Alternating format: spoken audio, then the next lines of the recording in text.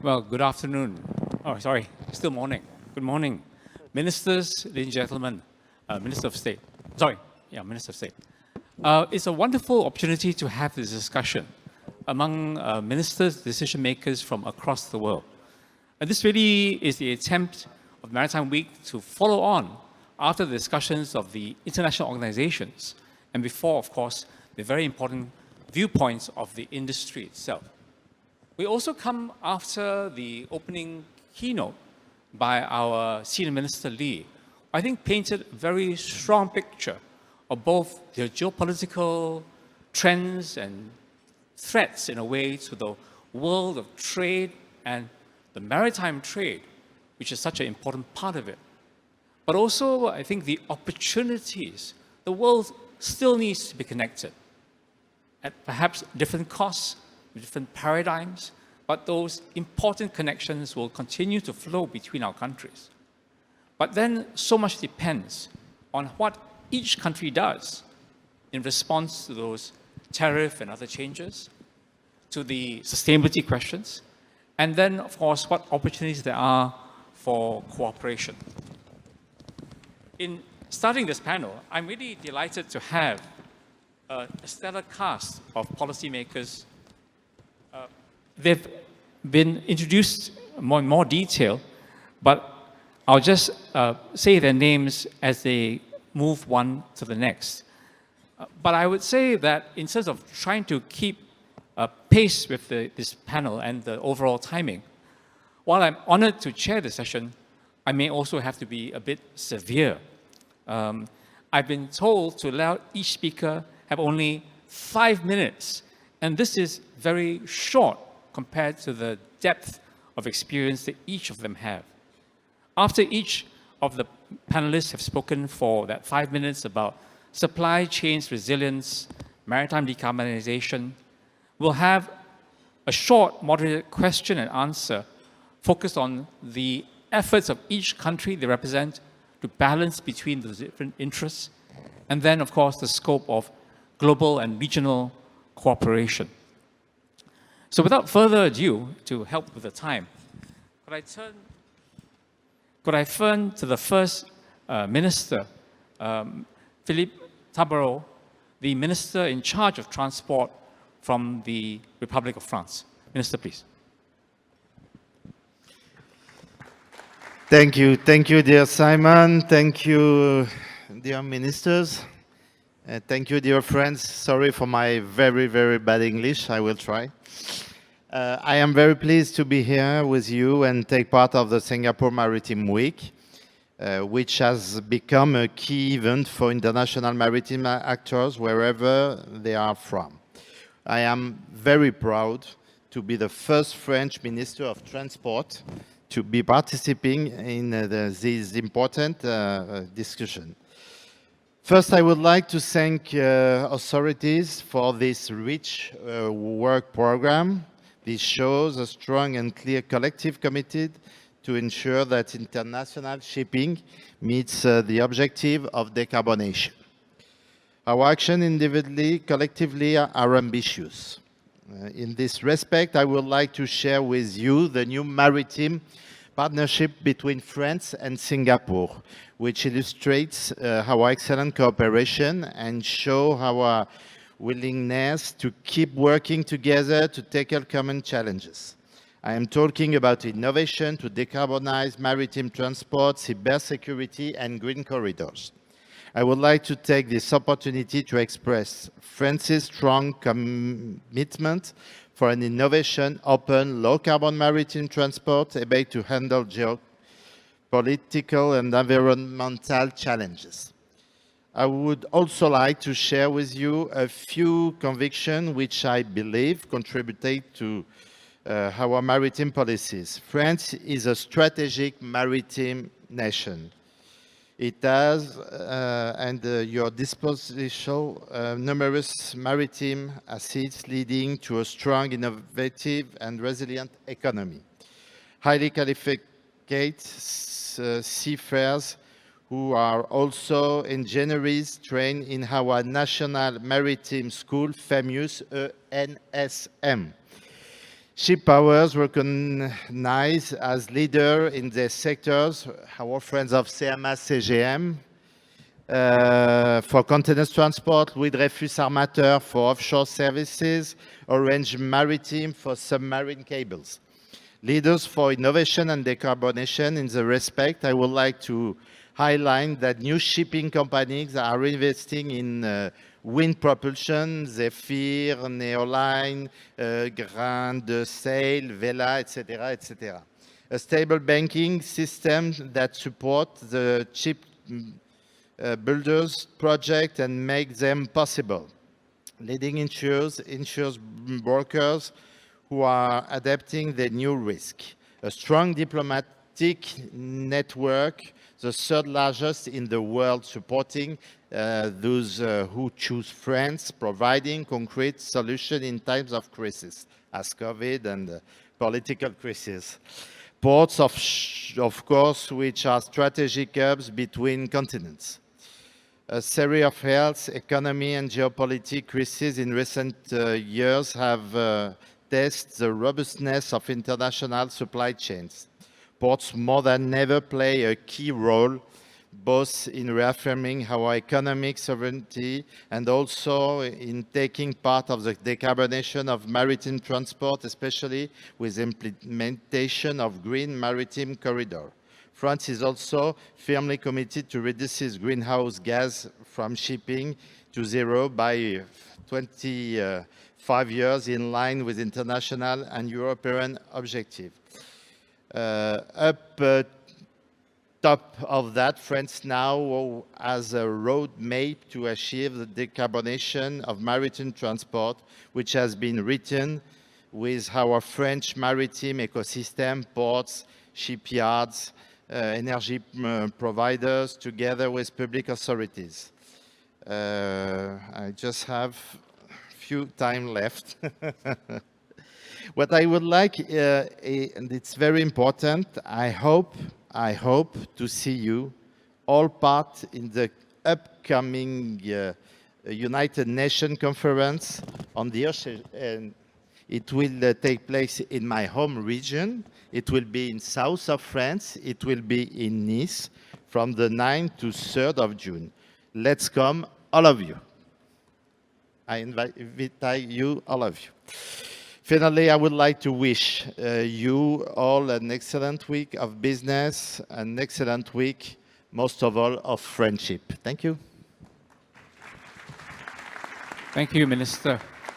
Thank you for keeping to the time, but also for being the first French minister to come to the Maritime Week and to offer insights into how we can cooperate, even an ocean away. The next minister is actually from a country much closer to us, and I would consider a friend of Singapore, India. Minister Sarbananda Sonowal is the Union Minister of Ports, Shipping and Waterways.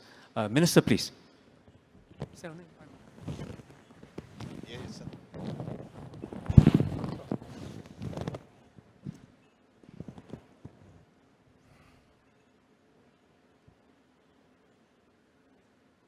Namaskar, respected ministers and industry leaders present here today. Good morning. And today is a very, very memorable moment we have here at Singapore, one of the most beautiful cities that we have in Asia region. And it is an honor to join you at Singapore Maritime Week 2025, a distinguished platform that brings together thought leaders, innovators, and policymakers to shape the future of maritime cooperation. Singapore has long stood as a beacon of maritime excellence, and India is proud to be a part of this vibrant dialogue. As we commemorate 60 years of diplomatic relation between India and Singapore, this year we are reminded not only of our enduring friendship, but of our shared vision for a secure, sustainable, and prosperous maritime future. Our comprehensive strategic partnership, elevated during the Prime Minister's visit to Singapore in September last year, reflect the expanding depth and scope of our bilateral cooperation. Maritime trade and connectivity have always been a vital bridge between our nation, and today they are more relevant than ever. The maritime sector today faces extraordinary challenges and opportunities, from climate change to geopolitical disruptions, and from the digital revolution to evolving global trade patterns. The scope of maritime transformation is immense. Under the visionary leadership of our Honorable Prime Minister, Sri Narendra Modi ji, India is moving decisively towards the goal of Viksit Bharat and Atmanirbhar Bharat. These goals envisage India as a modern, self-reliant and inclusive and globally engaged economy. In this journey, the maritime sector is central, not just as a driver of growth, but as an enabler of resilience, sustainability, and strategic connectivity. India has launched wide-ranging efforts to expand port infrastructure, integrate logistics system, and improve ease of doing business. These reforms are already bearing fruits in the form of increased port efficiency, stronger cargo flows, and rising investor confidence. Recent global events have highlighted the fragility of maritime supply chain. India is addressing this with long-term structural solution. We are actively developing strategic corridors such as the India, Middle East, Europe economic corridors and Eastern maritime corridors in the international North-South transport corridor. This initiative will ensure more diversified and secure trade routes across continents. To support this vision, India has committed $20 billion for infrastructure development focused on enhancing multimodal logistic, port connectivity, and trade facilitation. Shipbuilding remains highly concentrated, with over 90% of global output originating from just 3 countries. This poses risks of supply shock and delays. India is working to become a credible and competitive alternative. Through policy incentive and ease of doing business and infrastructure enhancement, we are laying the foundation for India to emerge one of the top 5 shipbuilding nation by 2047. Indian ports today handle around 6% of global cargo. By 2047, this share is expected to grow to 15%. To support this, we are also working to significantly expand our merchant fleet. The proposed Maritime Development Fund will be instrumental in financing fleet expansion, shipyard modernization, and strategic maritime infrastructure.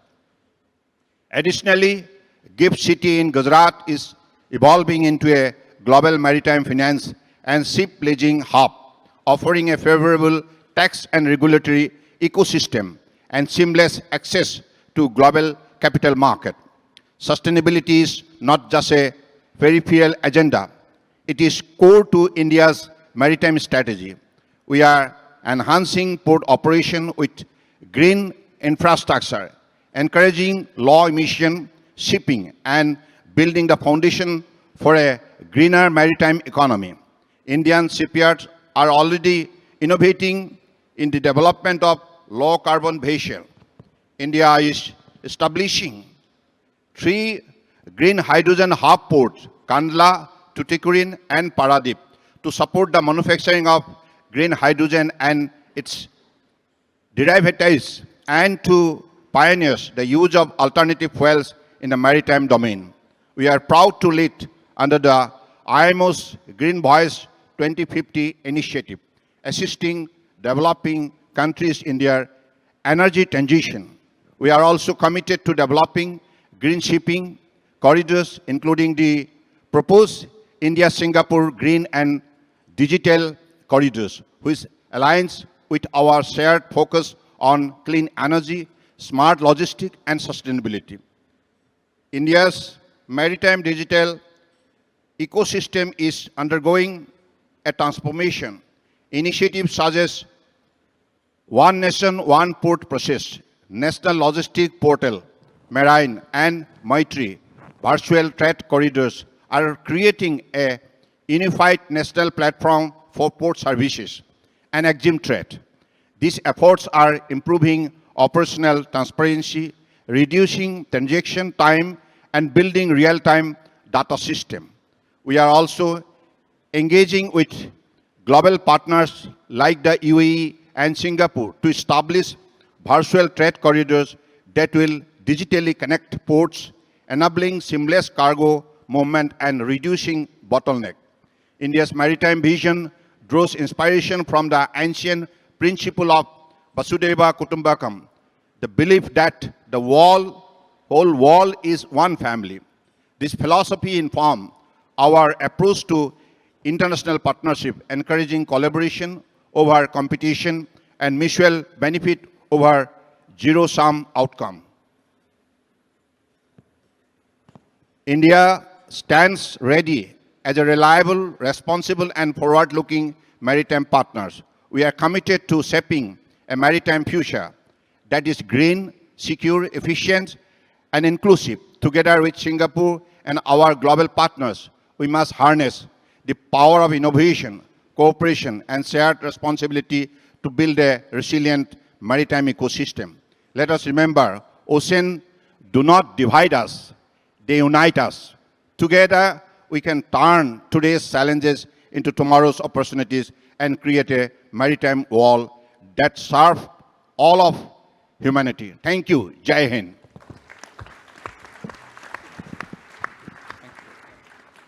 Thank you very much, Minister. It was very good of you to be so substantive. We hear so much about the promise of India economically under Prime Minister Modi, and really the ministers sharing today about the translation of that overall national plan to the maritime sector is very important. I would like to say, Minister, that Singapore has been a partner of India in many fields, and we hope this partnership in the maritime sector too will grow under your ministership. You mentioned also sustainability and how the world seas connect the world. And that's a very good introduction to our next speaker, the Vice Minister from the Netherlands, Ms. Bridget Gisbers. I hope I pronounced that correctly. The Vice Minister for Infrastructure and Water Management. I mentioned this particularly because while Netherlands seems far away, it has always been connected to this part of the world. And recently, in Singapore's outreach to Green Shipping Corridor with Rotterdam has proven to be a very successful pilot. So, Vice Minister, would you share with us your thinking? Thank you very much. Excellencies, esteemed colleagues and distinguished guests, ladies and gentlemen, it's both an honor and privilege to stand before you today to discuss the future of global maritime trends, focusing on the years 2025 and beyond. The maritime industry plays an essential role in facilitating global trade, connecting economies, and fostering international cooperation. However, the next decade will see significant transformation driven by several key forces: supply chain resilience, maritime decarbonisation, and the bolstering of maritime innovation and digitalisation. And I'll start with the supply chain resilience.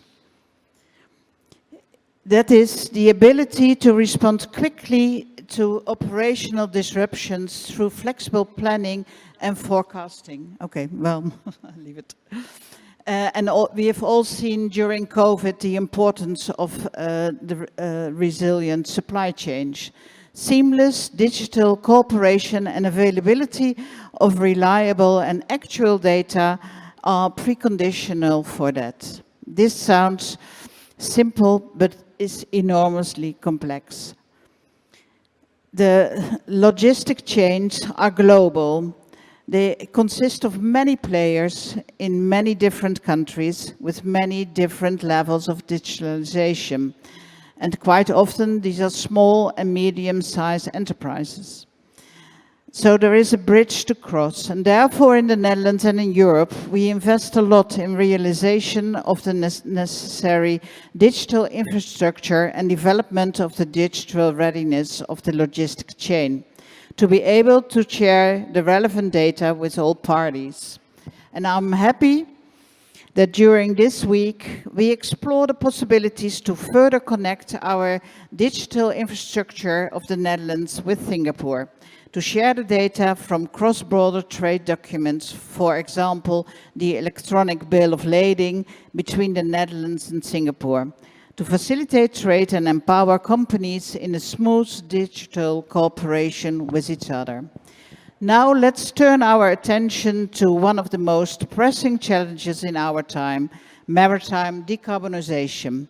For the Netherlands, as a maritime nation who have lived with the sea for centuries, decarbonisation of shipping is an important goal, not only to avoid climate change, but also to make steps in the energy transition and to change the ports and shipping industry in competitive sectors ready for the coming centuries. After adoption of the revised IMO 2023 climate strategy, the world has agreed to set the shipping industry in a course of decarbonisation by 2050. Before that, the European Union, already made steps to reduce the decarbonisation of shipping by including international shipping into its climate measures, such as the emission trading scheme in 2024 and also the new fuel EU requirements. The Secretary General of IMO already said that coming weeks will be important. IMO is about to make a decision on the approval of the so-called midterm measures. These measures will set the requirements for the implementation of the goals of the 2023 IMO greenhouse gas strategy. The IMO measures are essential because they will set a global level playing field for shipping industry. And although we have in Europe EU measures, for the Netherlands, global measures are very important. And this was recognized when we came to the EU measures, because when the IMO measures are tough enough and will reach the goals of the 2023 climate strategy, we can skip with them. Only by working together, we are able to bridge the different views on how to decarbonize the shipping industry. And I believe that even in the difficult times we are facing, that the world can come together in London and make the right decision. Collaboration will remain essential for the coming years, and a good example is the Green Corridor, which has been established between the ports of Rotterdam and Singapore. Already for almost 3 years, the port authorities of both countries, with many companies, are closely working together to solve obstacles and support zero-emission transport between both ports. On a national level, the Netherlands supports the sector by stimulating innovation for the future fuels and supporting first movers to invest in cleaner ships and new technologies such as hydrogen, methanol, wind, and onboard carbon capture and storage. Navigating the global trends to decarbonize shipping is a challenge, but a challenge we can do together. Finally, as we look ahead to the future of maritime, we can't underestimate the transformative potential of innovation and digitalization. The maritime industry is undergoing a profound digital transformation. From artificial intelligence and big data to the Internet of Things and autonomous vessels, digitalization will revolutionize the way ships operate, manage their fleets, and communicate with ports and logistic partners. Smart shipping technologies will enable vessels to optimize fuel consumption, reduce emissions, and enhance safety by predicting and preventing potential failures before they occur. And furthermore, the rise of autonomous shipping will be a game changer. By automating certain aspects of navigation and operations, we can improve safety and efficiency while also reducing human error. This innovation will not only make maritime operations more cost-effective, but also allow for more precise, reliable transportation of goods. And digital platforms will also streamline port operations, enabling faster processing times, reduced congestion, and improved cargo handling. And as we embrace these innovations, we must also prioritize cybersecurity. With an increasing reliance on digital technologies, the industry must be prepared to face new threats. Ensuring that maritime operations are secure both from cyber attacks and from disruption caused by technology failures will be crucial in maintaining the integrity of the global supply chains. The Netherlands is actively implementing the European legislation in this field, which not only strengthens our cyber defense, but also encourages the maritime sector to ensure the resilience of their supply chains. Additionally, a comprehensive cyber resilience program has been established across the Ministry of Infrastructure and Water Management to support various sectors in becoming more resilient to cyber threats. This initiative spans both OT and IT domains, offering OT fundamentals trainings, red team, blue team exercises, and opportunities for sector companies to collaborate with IT firms in combating ransomware and malware threats. Our efforts to safeguard the flow of goods are essential in maintaining the security, efficiency, and trust in our logistic networks. Ladies and gentlemen, in conclusion, the future of global maritime is one of resilience, sustainability, and innovation. As we move towards 2050 and beyond, the industry will face challenges, but it will also have unprecedented opportunities. By embracing digital transformation, committing the decarbonisation, and strengthening supply chain resilience, we can build a maritime industry that is not only more efficient and environmentally friendly, but also better prepared to navigate the complexities of an ever-changing world. And together, we can shape a future where the maritime industry continues to be the lifeblood of global trade, stronger, smarter, and more sustainable than ever before. Thank you. Thank you, Vice Minister Bridget. I like the emphasis on resilience and, of course, sustainability. Thank you very much for mentioning the Rotterdam-Singapore experience.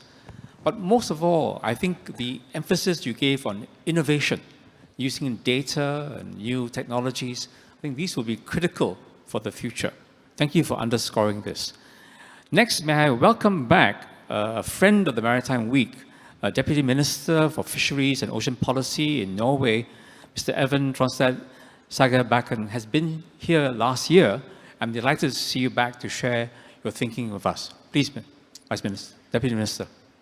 Thank you, Professor Tay, and many thanks to the organizers for yet again bringing us together here in Singapore. Norway is among the few nations with a complete maritime cluster. This industry has been vital to Norway's history and remains crucial to our economy today. Looking forward, we see this sector as a powerful driver for sustainable value creation, generating green jobs and playing an essential role in our climate ambitions. Supporting the green transition of this sector is therefore a vital part of Norway's maritime policy.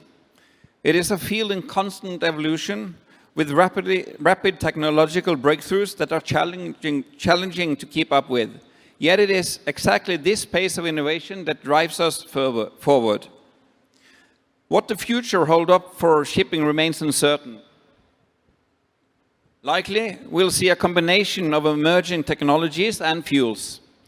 In Norway, we already proven batteries to be an important zero-emission solution for shorter shipping routes. For longer distances, we are exploring hydrogen and ammonia, and we have witnessed concrete steps towards establishing hydrogen value chains along the entirety of our coastline.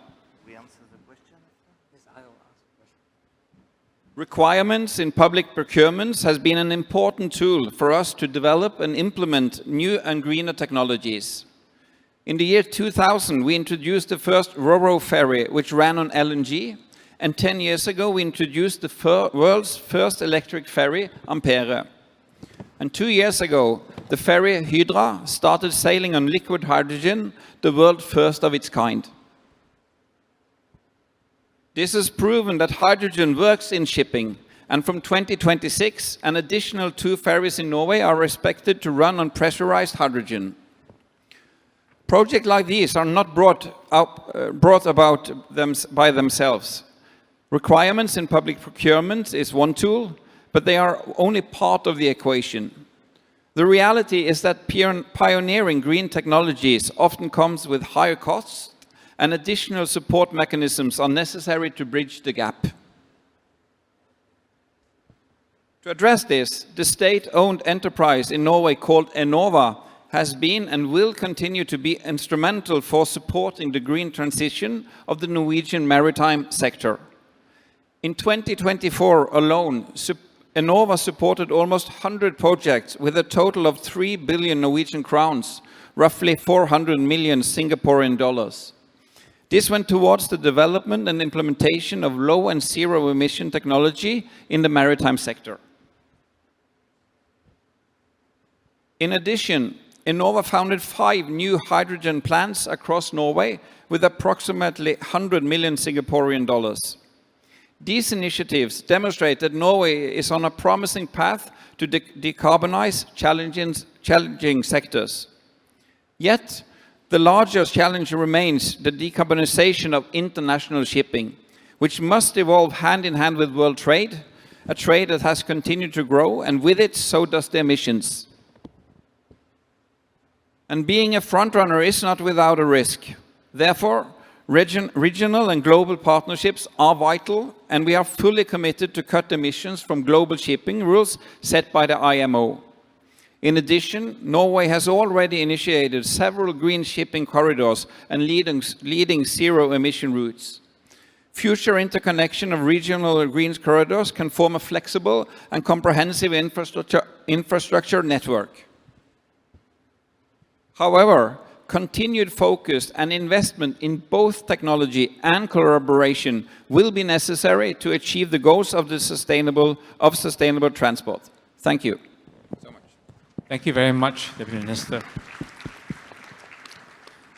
I think the emphasis on decarbonisation has been reinforced, and I especially like the point about how, while Norway has done so much with its own cluster, it's necessary to have international partnerships for international shipping. And that's a point we'll return to during the Q&A. Thank you again. Last but certainly not least is our guest panelist from Portugal. Mr. De Santo has really been able to share with us a view, Mr. Hugo Espirito Santo.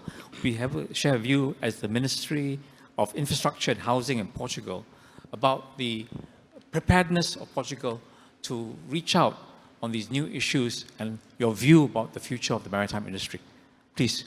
Thank you, Professor. And first of all, thank you to Minister of State Pillai for the invitation and for the Maritime and Port Authority of Singapore for hosting us in this event.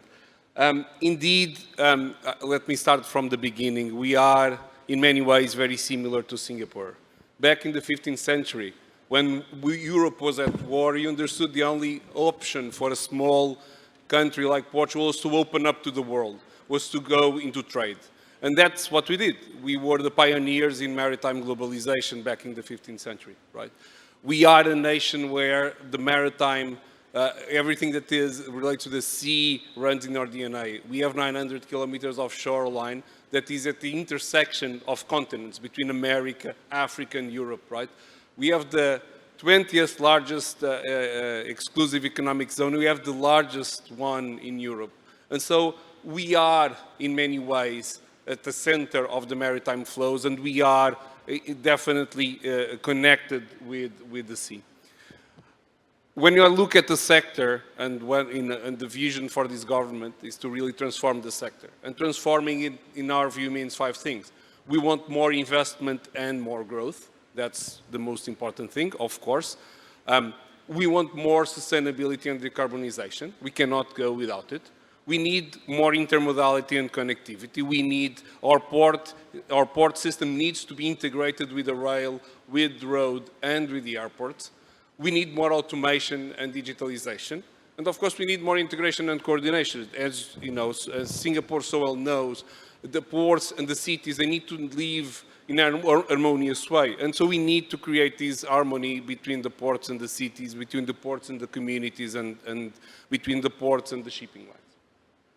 And part of this, translating to very substantial investment opportunities, this is the map of the growth that we want to see. We have 6 core ports in Portugal where we will invest across the board, but I will call your attention to 2 of them. The first one is on the top Leixões, which is in the north of Portugal. We are going to triple our container terminal there. We are going to create a new ro-ro terminal there. And so it's a very substantial investment in an area which is densely populated and has a lot of industrial activity. And the second one is on the bottom, right? It's Sines. Sines is by and far our largest port. PSA is present in Sines through the Sines 21 terminal. And our idea is indeed to work with PSA in expanding the container terminal Sines 21, but also building a brand new container terminal, which will be called Vasta Gama, one of our great seamen. And that will be indeed paramount to be able to build a stronger transshipment hub in Sines. We are looking at a 4 billion of total investment. Bear in mind that our GDP is 250 billion, so you get a little bit of the sense of the ambition in this, out of which we want 3 out of these 4 billion to come from the private sector. We believe that it is through the private sector and through concessions that we are going to be able to strive and make this a success. We are also preparing the ports for the future, right? And both in decarbonization and digitization, or digitalization and automation.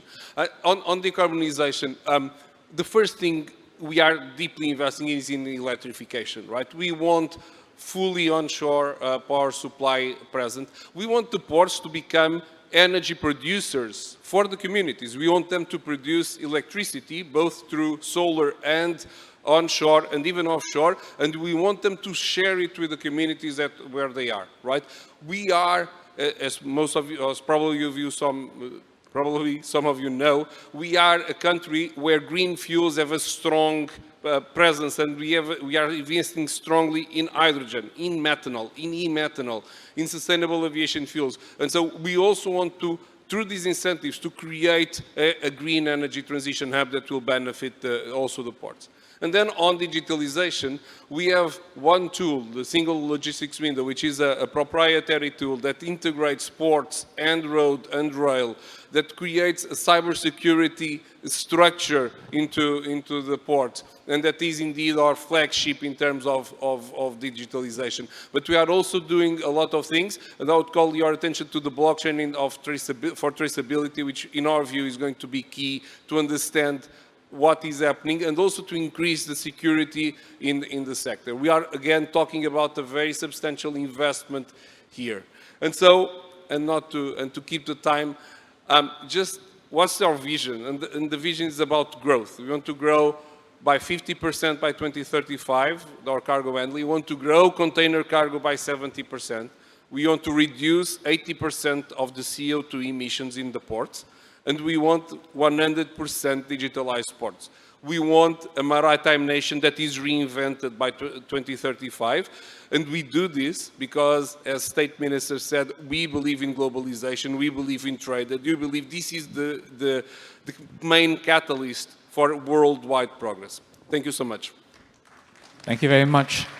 Secretary of State Espirito Santo, thank you for reminding us how initially connected Portugal was to this part of the world and how innovative. I think it was Prince Henry the Navigator who pioneered methods for navigation, for building craft, and really transformed the Mediterranean shipping from a basically Mediterranean sea shipping to really a global shipping. And it inspires small countries, including Singapore. Thank you also for, in a way, helping set up the question of balance, because you emphasize the great economic growth investment, but you also equally emphasize the great ambition in sustainability. And so in leading off the questions, I think there are basically two I want to put to the panel, and you can choose to answer each briefly or just one. One is trade-offs. We want economic growth, efficiencies, etc., but we want sustainability as well. How do you see this trade-off? The second question is about international cooperation. I'm delighted that each of your countries is doing so much. Where do you see other countries, neighbors, and these global supply chains? How much does your national plans depend on what happens at the IMO or with your neighbors in the EU and other places? So pick and choose whichever question you want. And if I may I start with Minister Zababo? Please. Thank you for that two good questions. It's a hard issue for any public decision maker since we also need to take social acceptability into account. France has chosen to tackle this different issue altogether. We are convinced that it's above all a question of finding a good balance between this objective. We believe that the working method is critical to achieve ambitious and well-accepted public policies. The key to the success are consultation of all stakeholders, private or public, national or regional, international level, and a clear and stable implementation timetable. The latter gives stakeholders visibility and appropriate funding. We also believe that financial and regulatory mechanisms play an important role in resolving the economic equation to reach the environmental transition of ships. The emission trading system and the carbon pricing mechanism associated have a key role to play. Financial redistribution for the use of very low emission fuels, energy sources and technologies is also critical. You want me to answer the second one too? Right now? 1 and 2, right now. Okay, I can do that. For the second question, we would like to share with you two views. First, cooperation between countries and international and European level is absolutely necessary to decarbonize. Here, I would like to headline the operational cooperation between our ports. Singapore, Marseille, and Europa, which is key to make operational progress toward the implementation of green maritime corridors, as we talked this morning. Bilateral agreement seems to me a solution that could be implemented to boost the development of those zero-emission maritime routes. French ports have already invested heavily in shoreside electricity connection, as well as a hosting project for the production of alternative fuels and bunkering services. However, because this industry is global, we need more important universal regulation to deliver on emission reduction, but also to achieve fair market structure and efficient competition. Maritime transport is very efficient per ton transport, per mile, so we need to keep it competition to avoid modal shift to less virtuous modes of transport. This in turn requires a level playing field, and a level playing field requires global, clear and stable rules. Only the IMO has the power to create such rules. We will see in few days in London. My second point is that public and private cooperation is essential as well. I would like to give the example of working method for our French National Decarbonization Roadmap. This work is carried out through cooperation between public authorities and economic players, so as to get a common vision for the decarbonization of ships. I share a very positive appreciation of the quality of discussion, fleet segment for fleet segment, so as to identify operational solutions together with professional and organization. On top of that, the French Institute for Decarbonization has also been involved. He plays a very important role in structuring the French decarbonization ecosystem, producing precise, common and shared knowledge and modeling. I think I answered to your two questions. Is that right? Yeah, thank you. Thank you very much, Minister. If I next move on to Minister Sarbananda.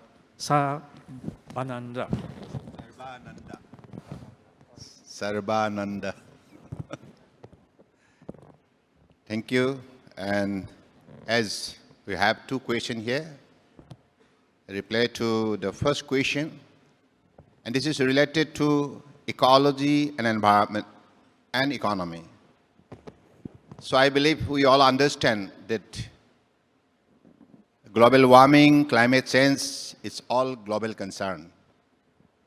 And I believe we'll have to address it appropriately so that, like on the planet Earth, the life system can survive comfortably. Decarbonization cost, this is first question answers. Decarbonization cost pose challenges for industry competitiveness, requiring phase regulation, incentive, and technological innovation to ease the transition. Global sustainability goals must consider national economic realities, ensuring a just and equitable transition for all stakeholders. Demand aggregation and technology collaboration will help in lower transition cost. Advocating at the IMO for balanced regulatory frameworks while framing market-based mechanism will certainly help. Developing green shipping corridor for structured adoptions of clean fuel is the way forward. For instance, India is prioritizing green transition in the maritime sector through initiatives like development of green hydrogen hub at 3 ports, which will support green fuel adoption in shipping. India is also developing green shipping corridor such as Kandla to Tuticorin corridors. A phased, inclusive approach is key to balancing sustainability with economic resilience in maritime policy. This is the reply to the question number 1. And the reply to the question number 2, by fostering strategic collaboration, policy alignment, and technology exchange, nation can accelerate progress towards digitalization and decarbonization. Some key ways in this regard can be strong collaboration between shipping companies, ports, and fuel suppliers is essential to ensure standardization, interoperability, and scale up sustainable practices. Synergy between energy supply hub and demand center can optimize fuel availability and infrastructure investment. Global consensus on certification, policies, and clean fuel definition is key to providing clear demand signal for green shipping while ensuring inclusivity for developing nation. The high cost of financing green transition and deep tech innovation project remains a major barrier. International partnership can help mobilize concessional finance to de-risk investment in sustainable maritime technologies. For instance, India is in the process to set up a maritime development fund to support access to financing. Maritime Development Fund shall have a blended finance structure and verifying returns, which shall lower the cost of capital and reduce the risk for investment in green maritime transition venture. Digitalization and green maritime innovation require an ecosystem of knowledge sharing and collaborative R&D, which is embodied in India's Sagar, that is security and growth for all in the region, vision. Promoting open innovation and technology transfer will enable nations, especially developing economies, to accelerate their digital and sustainable maritime transition. Thank you, Minister Sabananda.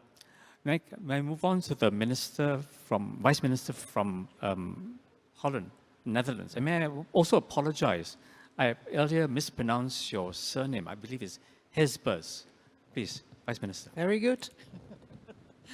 It is a difficult name to pronounce. You're very kind. Sure.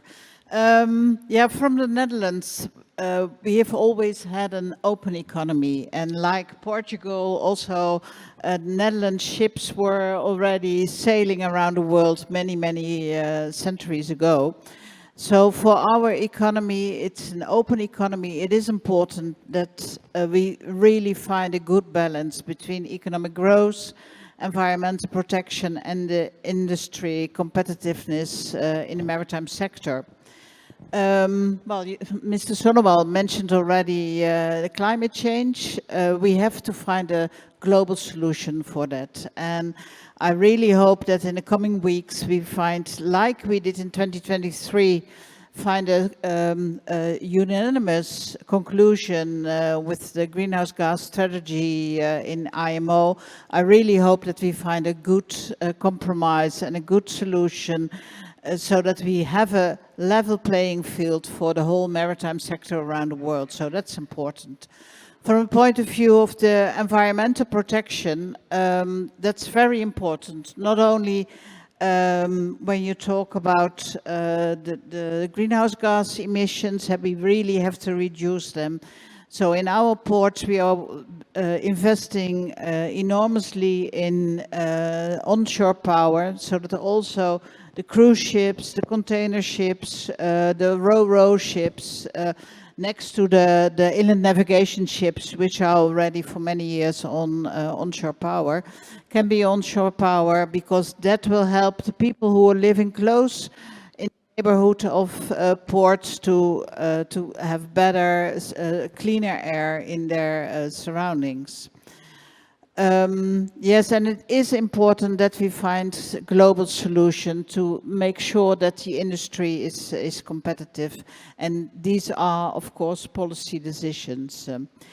To continue with the second question, yes, international cooperation and collaboration between states in international organizations, but also together with industry, is of vital importance. Both for the greenhouse, the reduction of greenhouse gas, but also to make the whole logistic chain more efficient. So digitalization, is a vital topic. And I'm very glad, and I already mentioned it, that we work closely together, the Port of Rotterdam and the Port of Singapore, to come to the green and digital corridor. And we also work on those corridors with other countries. So these are important to make sure that the whole supply chain becomes more resilient, but also more efficient. Thank you very much, Vice Minister. Could I move on to Deputy Minister Sagebakken, please? Thank you. Norway's overarching approach is to ensure sustainable economic growth by encouraging investment in green technologies, implementing supportive policies, fostering research and innovation, maintaining a predictable regulatory framework, and actively engaging in international cooperation. And there are, of course, potential conflicts between economic growth and climate and environmental considerations. However, our approach is that growth must take place within a sustainable economic framework, and an approach that is widely shared by the Norwegian maritime industry. And green solutions, as we've talked about, comes with a high cost. Therefore, in addition to regulation and taxes that drive climate-friendly innovations, we have a broad set of policy instruments to support the transition. We are committed to fostering research, development and green investments while maintaining close dialogue with industry to address bottlenecks and challenges. For example, in Norway, we have signed a maritime climate partnership with the government, the industry and the unions, and where we will identify bottlenecks and challenges and also see how can each measure affects on the CO2 reduction and at what costs. And to the next question, collaboration is absolutely a necessity, especially in international forums, so that you can develop standards, which also can be good for the business, be good for the front runners, and also join, for example, in IMO with the Green Voyage. So from Norway's perspective, we will always work for international initiatives that can make a better framework so that we can reach the aims that we are setting here in the decarbonizations. Thank you, Deputy Minister. Last but not least, the Secretary of State for Portugal, Hugo Espirito Santo, please. Good. Let me be brief. I understand that we are standing between you and lunch, so both questions for me are quite intertwined, and so it's hard to separate. But starting from the beginning, global economic growth and fighting climate change are not, optional. This is not an or; it's an and. We need to do both, and so we need to find a way of achieving this, right? Secondly, technological progress is key to ensure this.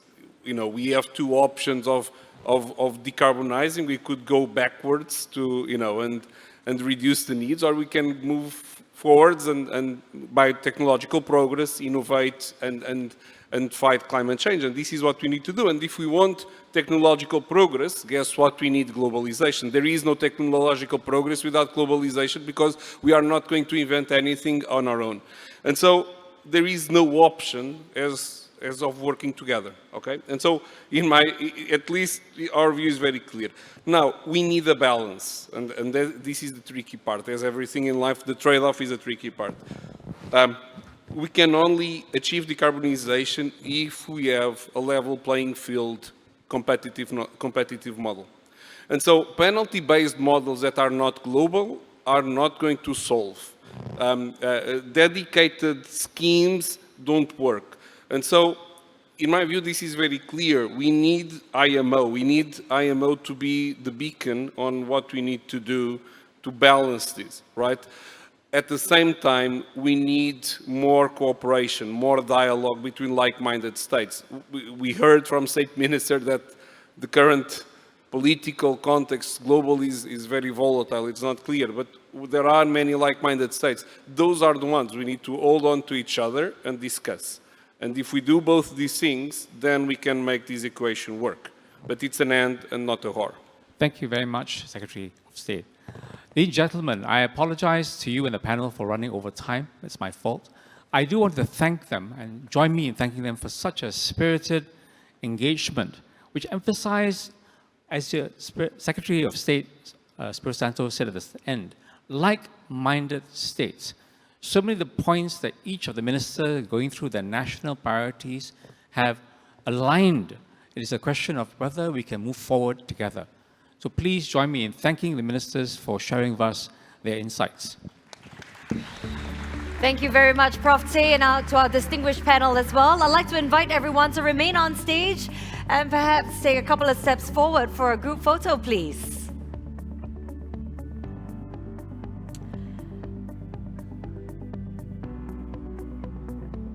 Ladies and gentlemen, in a few moments, we will have our next highly anticipated segment of today's program as well. Perhaps a couple of steps forward. Fantastic. Thank you.